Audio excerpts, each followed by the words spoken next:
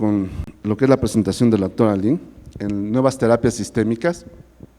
Como les mencionaba, la doctora es ampliamente conocida a nivel mundial por sus publicaciones, por sus participaciones.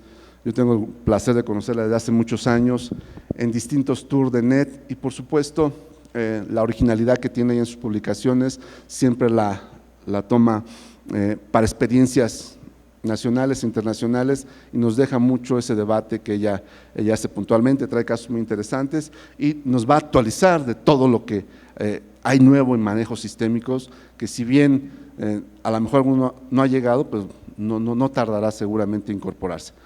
Bienvenida a México, doctora, y por favor. ¿No hay que tener el receso después de mi presentación? Sí, ¿Sí? después de la presentación. Sí. Así. ¿Está bien aquí? Primero, gostaria de agradecer a Novartis por la invitación y tener la oportunidad de estar en México por la primera vez. Me encanta hablar español, pero aún es un reto hablar español, ¿sí? Por eso pido su paciencia, hablaré más despacio. Tengo también ahora la misión de ayudarla a responder las preguntas, ¿no? Tenemos que mejorar sus resultados con los tumores neuroendocrinos. Gracias por su calorosa presentación. Estoy encantada con este gran centro. Es un hospital que me parece un centro de arte. Esto velo. Gracias, estoy encantada con este centro. El título es Nuevos Desafíos en el Tratamiento de los Tumores Neuroendocrinos. Esta es mi declaración de conflictos, evento apoyado por Novartis. Acá nosotros brasileños tenemos nuestro primer consenso o las guías para tratamiento de los tumores neuroendocrinos, el tratamiento, manejo, todo diagnóstico. Acá eu pude participar, meu nome é acá, eu sou oncóloga médica brasileira, vivo em Belo Horizonte, Minas Gerais. Participo do grupo brasileiro de tumores gastrointestinais. Essa foi nossa primeira publicação. Creemos, como o Dr. Rafael ya ha mencionado, que os grupos norte-americanos e europeus desarrollam diretrizes para recomendar a melhor gestão de dichos tumores. No obstante, o relativismo e as particularidades locais implantadas no mundo inteiro nos levaram a elaborar as diretrizes brasileiras. Creemos que nosso consenso contemplou as estratégias mais viáveis em um entorno que possui recursos mais limitados. É nossa realidade brasileira. Creemos que nossas recomendações podem utilizar-se em outros países com estándares econômicos similares. Temos vários pontos em comum com o México. Temos que pensar quanto podemos ter que dinheiro é limitado nossos recursos. É importante o consenso, as guias que tomem conta das condições locais, não assim como norte-americanos e europeus. É possível acessar por la internet a página do periódico Cancer Medicine Science. É open access, acesso livre e grátis, todos podem. Ter a versão em inglês, português e espanhol. É muito interessante estar em um algoritmo bem objetivo e prático. Nossas recomendações foram divididas de acordo com os diferentes níveis de evidência e grados de recomendação. Aqui está uma tabla que especifica o nível 1, quando há pelo menos um ensaio controlado, aleatorizado, um estudo clínico aleatorizado de boa qualidade metodológica ou meta-análise bem desenhado e sem heterogeneidade. É o nível 1 de evidência. O nível 2, o estudo clínico aleatorizado, pequeno ou grande tamanho de baixa qualidade metodológica ou meta-análise de ensaios com risco de sesgo elevado. No nível 3, estudos prospectivos de cohortes, o nível 4, séries retrospectivas ou estudo de casos e controles. E nível 5, informes de casos, opinião do experto. É o pior nível, não? E os grados de evidência são associados com os respectivos níveis. A gradual, a sólida evidência de eficácia com benefício clínico considerável, muito recomendado. Grado B, evidência de eficácia moderada, pero com benefício clínico limitado ou modesto. Habitualmente recomendado, hasta grado B.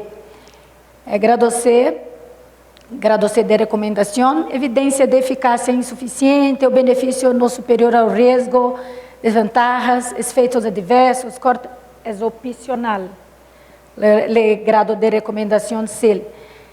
O grado de recomendação D, evidência de falta de eficácia ou de risco superior ao benefício, em geral não recomendado. Finalmente, sólida evidência de falta de eficácia e de risco superior ao benefício não recomendado. É importante ter que podemos emplear em vários níveis de evidência para qualquer enfermidade, em qualquer estudo. Então, todo nosso consenso, as guias foram classificadas sempre com um número de 1 até 5 e uma letra, A, B, C, ou D, ou E, de acordo com nossas recomendações. Primeiro, os tratamentos são divididos em dois tipos, se tumores são funcionantes ou não funcionantes. Os tumores funcionantes, já mencionado, sintomas relacionados à secreção de hormonas e aminas, a síndrome mais importante é a síndrome carcinoide, causada por a serotonina, principalmente intestino médio, com metástases hepáticas. A confirmação é feita com a dosagem em urina de 24 horas do ácido 5-hidroxalacético. Eu quero enfatizar que é importante ter um preparo para evitar certos medicamentos ou alimentos antes de fazer urina 24 horas, porque pode cambiar os resultados. É importante que os pacientes sigam algumas orientações específicas. Morbididade e mortalidade são relacionadas com sintomas e progressão tumoral, sintomas da síndrome. No caso dos não funcionantes, secreção de peptídeo não causa sintomas, não há morbididade e mortalidade relacionadas à progressão tumoral solamente. Os agentes biológicos mais importantes que cambiou a história natural com a sobrevivência foram os análogos de somatostatina, são de dois tipos, octreotida e lariotida, podem inibir a secreção tumoral, os tumores, como no caso dos tumores não funcionantes, e inibem a proliferação celular com uma atividade antitumoral não funcionante. Tenho aqui uma resposta de uma pergunta sobre a atividade antitumoral, não? A atividade antitumoral de los tumores neuroendócrinos. São duas atividades. Não tem atividade antiogênicas, não? Que nosso consenso recomenda? Citamos acá 2 estudos controlados com placebo que han demonstrado os efeitos antitumorales, tanto de octreotida e lariotida, em tumores bem diferenciados, principalmente se tienes KI67, KI 67 menor que 10%. O KI 67 é um ponto de corte para tratar os tumores com uso de análogos. Nossas recomendações: os análogos sobre tratamento sistêmico de primeira linha, de lesão para os tratamentos de tumores bem diferenciados, e os gastroenteropancreáticos progressivos, bem diferenciados, com KI 67 menor que 10%. Né? Nível 1 de recomendação, nível de evidência B. Um bom nível, um B. Estamos a favor da confirmação, se possível, da expressão dos receptores de somatostatina através de octroscan ou PET marcado com galho, antes do tratamento baseado em análogos, aunque este não é obrigatório. Quero enfatizar que há uma exceção. Insulinoma o uso de análogos puede empeorar los síntomas y las síndromes. Es obligatorio en lo caso de los insulinomas hacer la confirmación de la expresión de los receptores con octroscan o con PET-galio 68. Es la única excepción en que es obligatoria tener la confirmación de expresión. Los otros casos, si tiene un octroscan negativo, aunque puede emplear los análogos. Los insulinomas no. Si tienes un octroscan negativo, sin expresión de esos receptores, no puede emplear el análogo. El uso de análogo no es posible.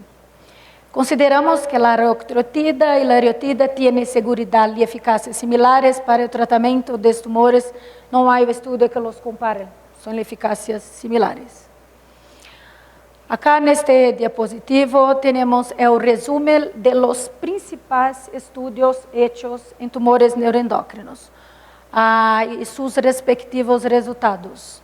Los dos primeros fueron Promide y Clarinete, en que han testado o uso de análogo, lo primero octrotide, o segundo lariotide. Los dos fueron positivos para los tumores no funcionantes también.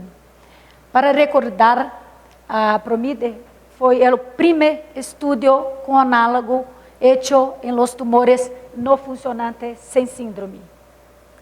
Hasta então, solamente em tumores funcionantes, os análogos foram testados para o controle do síndrome. Este foi o primeiro estudo que incluiu os pacientes com tumores sem síndromes no funcionantes. La pregunta es que la octrotida tiene efectos antiproliferativos en estos tumores. La respuesta fue sí, demostrando la supervivencia libre de progresión fue de 14 meses contra 6 meses del grupo placebo. Además, tuvimos también después de 6 meses enfermedad estable y 66% contra 37% del grupo placebo. É interessante acá observar que no grupo de tumores no funcionantes, a supervivência livre de progressão alcançou 28 meses, muito significativa. Interessantemente, tem subgrupo de pacientes com baixa carga tumoral, acometimento hepático de menos de 10% do hígado e com tumor primário ressecado, tiveram os melhores resultados. Em conclusão, a octrotida aumenta a sobrevivência livre de enfermidade comparado com placebo em tumores funcionais ou não funcionais metastáticos. O outro estudo foi Clarinete, onde testou o outro análogo e também foi positivo, demonstrando aumento significativo de sobrevida ou sobrevivência livre de progressão. Então, foram 2 estudos com uso do análogo, octrotida e lerotida, que confirmaram o efeito antiproliferativo dos análogos no controle dos tumores não funcionantes do crescimento tumoral. Sobre o uso do interferon, a mim não gosta muito, é medicamento que tem muitos efeitos, não há bom perfil de toxicidade. Pero nosso consenso considera que, apesar do perfil de toxicidade desfavorável, interferon todavia se usa em países de baixos recursos, é dos poucos tratamentos disponíveis para os tumores neuroendócrinos. Vários estudos han demonstrado que interferon proporciona controle do tumor, principalmente através da estabilização da enfermidade e a resposta sistemática à síndrome. Sin embargo, os estudos aleatórios não han demonstrado que o interferon solo ou combinado com os análogos fuera superior à monoterapia. Nossa recomendação é que o interferon pode ser usado em caso de tumores resistentes ao análogo e bem diferenciado. Não é nossa primeira opção de tratamento, mas pode usá-los no caso de resistência com nível 1C. Há racional para a combinação de terapia dirigida com everolimus e octrotidas.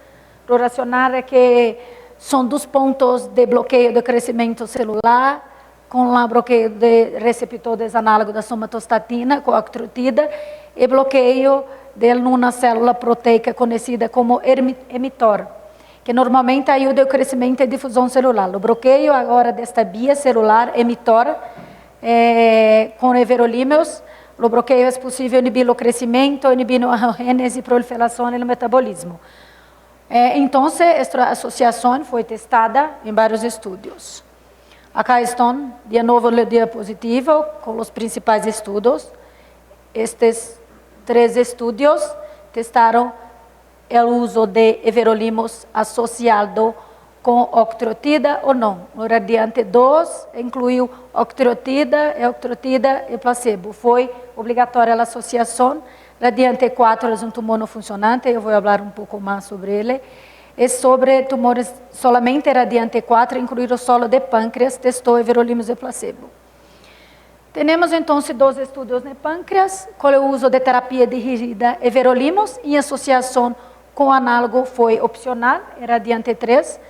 A sunitinib é um medicamento anti-angiogênico com os resultados equivalentes ao everolimus. Não há que demonstradas uma superioridade no caso do pâncreas solamente.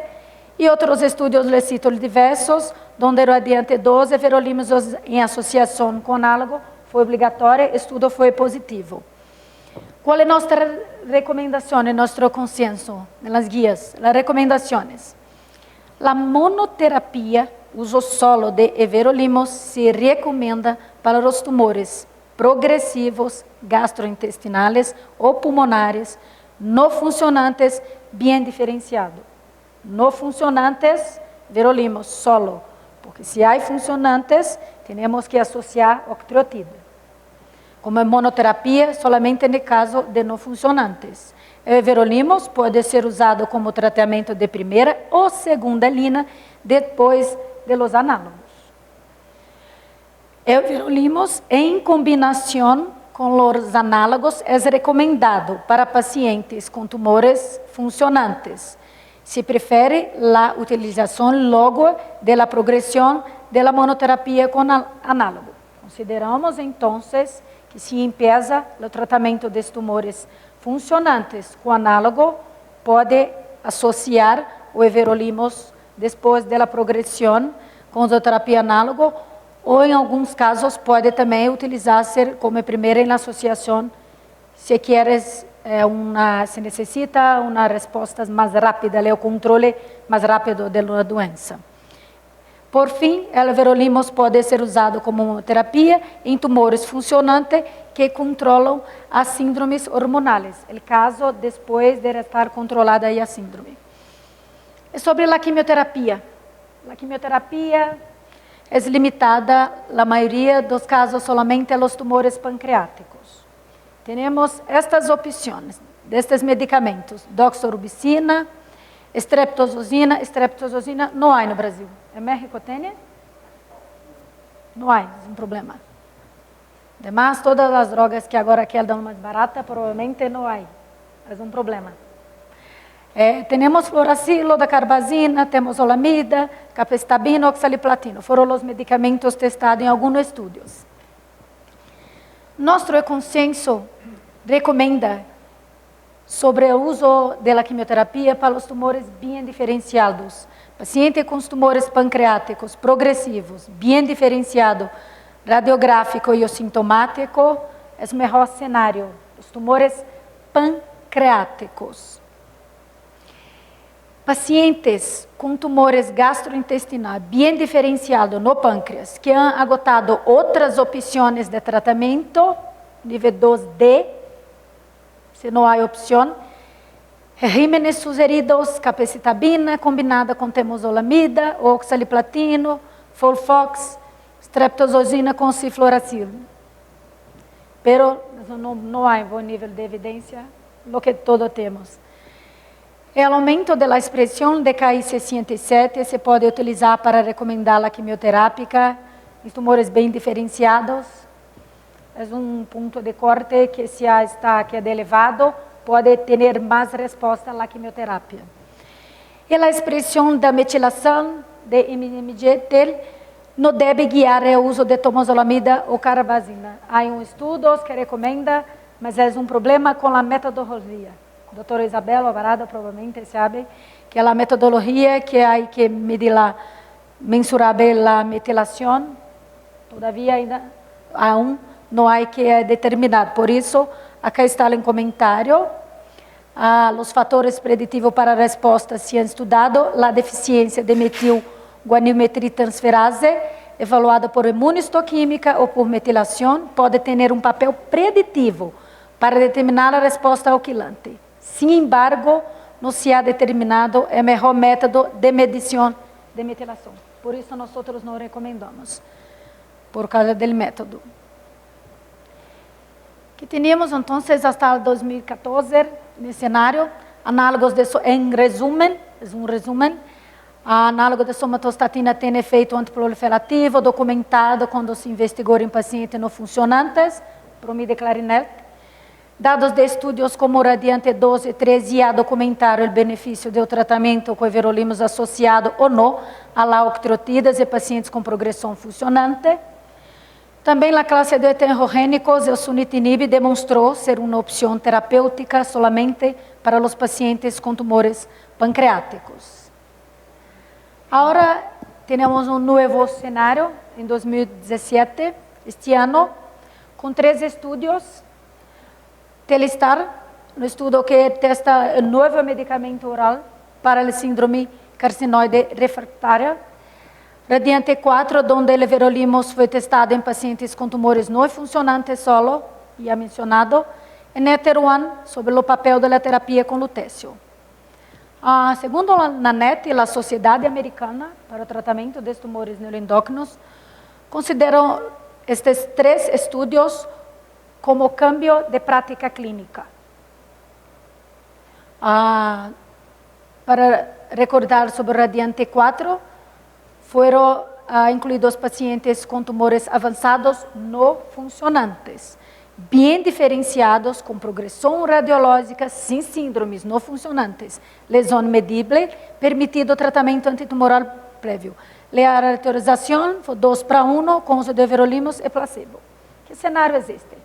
Aquele paciente não funcionante, metastático, sem sintomas, que podemos simplesmente observar ou testar qual é o resultado de everolimus. Por isso, o braço placebo foi considerado o controle. É possível oferecer a placebo. É uma informação importante.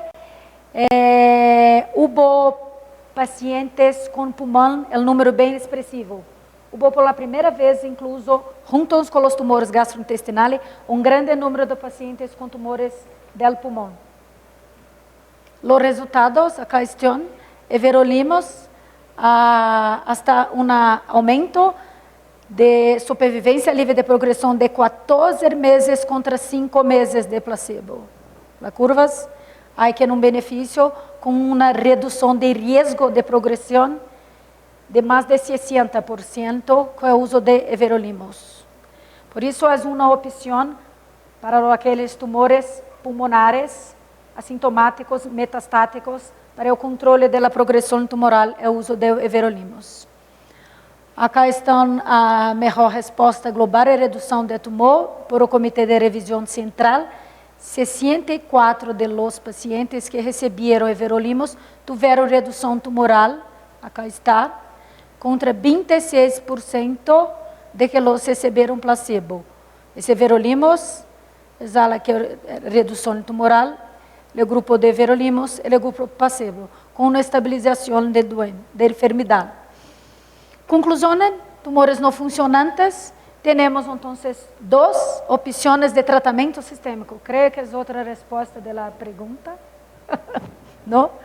Análogos de somatostatina e everolimus para os tumores não funcionantes. Os pacientes metastáticos resecables com possibilidade de ressecção completa devem ser tratados quirúrgicamente. Enviado para o Dr. Rafael Medrano.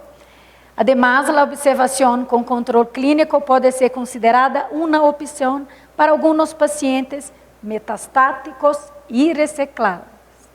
Para alguns. Outro estudo, Telestar, é um estudo sobre novo medicamento oral. É um novo agente inibidor da síntese de serotonina, inibindo a triptofano hidroxilase, que está sobreexpressada nas células dos tumores neuroendócrinos e está diretamente ligada à síntese de serotonina, que é o metabólito final periférico de 5-hidroxalacético. Este medicamento, o bloqueio da triptofano, resulta em la disminuição da produção periférica do metabólito 5-hidroxalacético, actuando em la redução de los movimentos intestinais em los pacientes com síndrome carcinoide refratário. Acá estão em resumo os resultados. Paciente com síndrome carcinoide experimentando mais de 4 movimentos intestinais ao dia, em uso de análogo, tiveram uma redução de 35% dos movimentos intestinais no grupo que receberam a nova droga Teloristat. Que as guias recomendam sobre o controle da síndrome.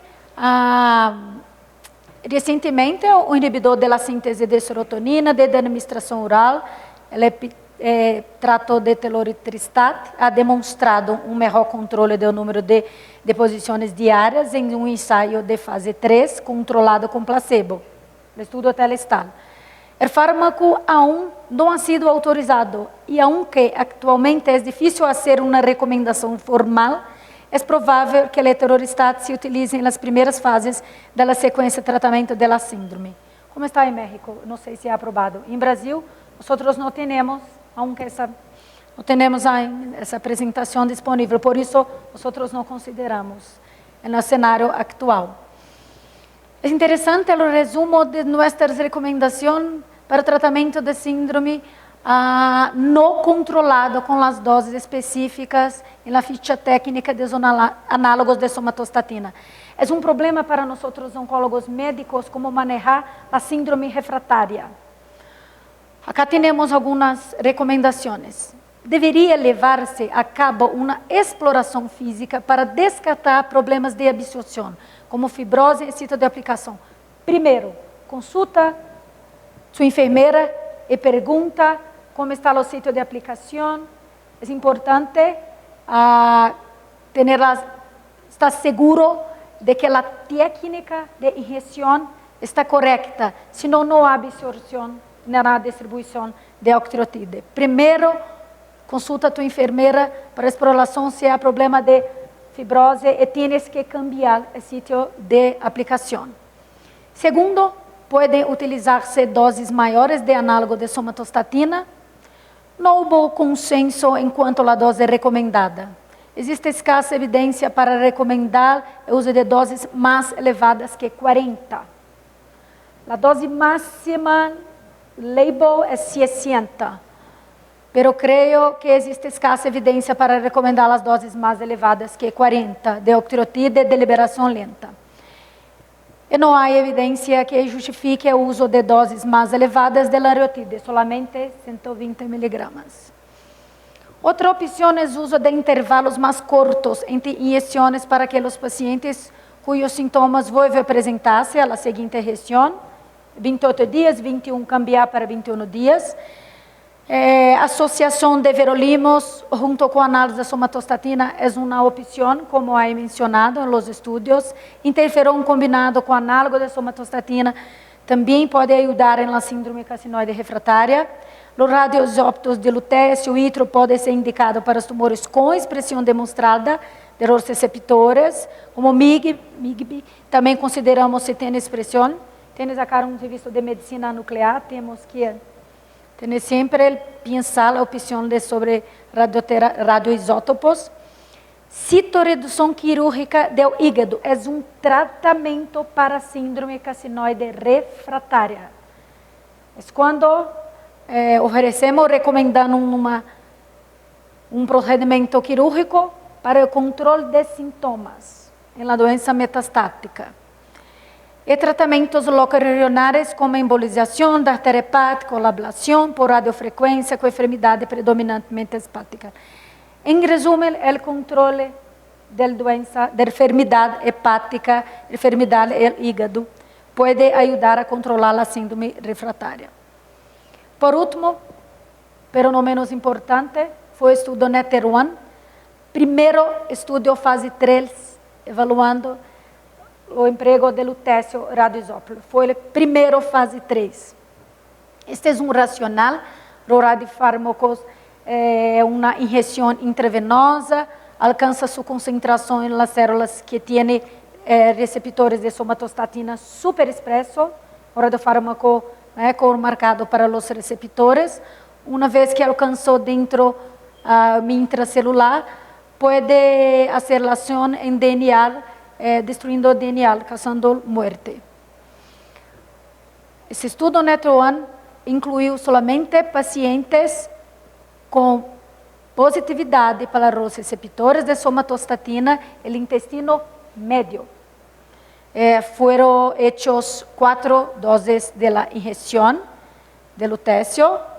Os resultados foram impressionantes, com uma redução de quase 80% de risco de progressão, de risco de muerte e de progressão em favor do lutécio, com uma supervivência livre de progressão até o momento de 40 meses. É o melhor resultado até agora nos tratamentos de tumores neuroendócrinos. Conclusões: a terapia com radionuclídeo lutato tem eficácia comprovada, pero acesso limitado. Nós em Brasil temos 2 centros solamente, São Paulo e Brasília, 2 centros que fazem. Agora temos a aumentar nosso uso, depois de NETTER-1. Algoritmo todavia sem definição de um melhor momento e o manejo de los eventos adversos, os eventos medulares hematológicos, sobre el rim, la função renal, tienes que ser tomado en conta. A evaluação da resposta deve considerar as particularidades de cada caso. Que é o nosso consenso? Recomenda o consenso brasileiro. O lutécio se recomenda para os tumores progressivos, bem diferenciado intestino médio, preferencialmente. O melhor momento para administrar o lutécio não se ha estabelecido, aunque se ha demonstrado uma melhor supervivência livre de doença quando se utiliza como segunda linha de tratamento. Devido a que os dados de análise de toxicidade tardia, este tratamento são escassos e a percepção de uma maior toxicidade da quimioterapia e a terapia dirigida depois do lutécio. Se prefere indicá-lo uma vez agotado outros tratamentos sistêmicos, porque depois do lutécio provavelmente teremos problemas medulares e toxicidades hematológicas. O lutécio se recomenda em pacientes com tumores avançados, pancreáticos ou no intestino posterior, bem diferenciado em outros sítios, cuja enfermidade ha progressado com análogos de somatostatina, tratamentos locais tratamentos sistêmicos. Uma via, realmente, uma vez agotados outros tratamentos. Nosso consenso em Brasil, porque temos acesso limitado, aunque europeus usam mais de nossos centros. É necessário, mandatório, é obrigatório confirmar a expressão de non-análogos mediante Octroscan ou PET marcado com galho. Mandatório. Solamente 2 diapositivos sobre a abordagem da metástase óssea. A metástase ocorre em 18 a 46% dos tumores bem diferenciados e são associadas a um pior prognóstico. Para seu tratamento, se recomenda o tratamento específico, además de uso de bifosfonato ou denosumab, a juízo do médico. Não existe um método preferível de obtenção de imagem para o diagnóstico de metástase óssea, aunque PET com galho é o método mais preciso para determinar o estadio da metástase óssea, é mais sensível. Não? Também podemos utilizar a gamografia, Octroscan, ressonância de corpo inteiro, pero preferimos o Octroscan. Os bifosfonatos ou os inibidores do ligante de Rank, tal como o denosumab, se podem utilizar em paciente que apresente risco por complicações causadas por metástase óssea. Conclusão, em 2017, temos o papel de virolinos e tumores não funcionantes, grado 1 e 2, foi definido para o estudo Radiante 4, incluindo pacientes com sítios pulmonares. Há uma nova opção terapêutica que é o controle do síndrome carcinoma refratário, estudo Telestar. Quero enfatizar, não olvidar as opções de cirurgias hepáticas que podem ajudar a controlar as síndromes. E são muitas vezes a melhor opção de tratamento. Resecções, ablação, embolização e radiofrequência. 2 diapositivos solamente sobre tumores pobremente diferenciados, completamente distinto, completamente diferente, a abordagem, o manejo. Nossas recomendações, nosso consenso, os tumores grado 3 e C-CALV deveriam sempre submeter-se a cirurgia oncológica. Para tumores localmente avançados e inoperáveis, estudar o tratamento definitivo com quimioterapia, aqui sim, com derivados de platino e combinação com radioterapia.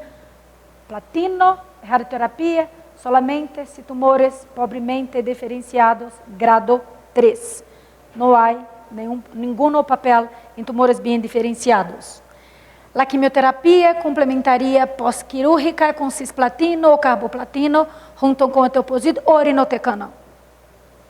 Qualquer um. Durante 4 a 6 ciclos, pode ter-se em conta em pacientes com bom estado funcional depois da ressecção quirúrgica. Para a enfermidade metastática, o cisplatino junto com o irinotecan ou etoposide são o tratamento de primeira linha. Não temos uma preferência, desde que haja platino, irinotecan ou etoposide. Pode administrar cisplatino novamente a paciente que haya respondido bem, se han recebido sua última dose há mais de 3 meses, pelo menos. Creio que sim, é melhor. Podem usar-se regímenes à base de temozolomida, oxaliplatino para tumores grado 3 que tenham bem diferenciado. Pode usar-se temozolomida ou da carbazina como tratamento de segunda linha depois dos regimes. É isto.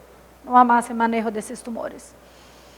Conclusão geral, para finalizar minha apresentação, estas não são as conclusões de nosso grupo brasileiro, são as conclusões do grupo espanhol de los tumores, para estudo de tumores, grupo espanhol de los tumores neuroendócrinos. As informações estão na página, na internet.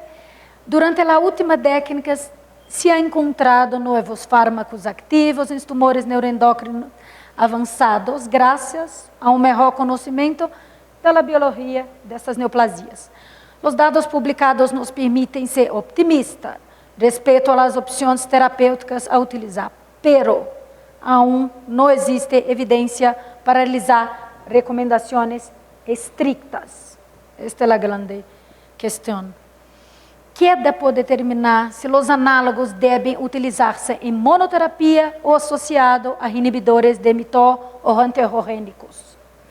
Tampouco se conhece qual é a sequência óptima de fármacos, se devem utilizar primeiro o biológico e logo a quimioterapia ou vice-versa. Qual é o angiogênico mais ativo? Temos também bevacizumab, además de sunitinib.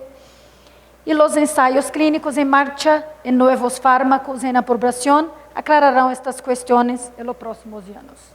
Graças, México, por todo este tempo. Gracias. Difícilmente yo podría haber dado en portugués la excelente presentación de la doctora en español. Bueno, tenemos un receso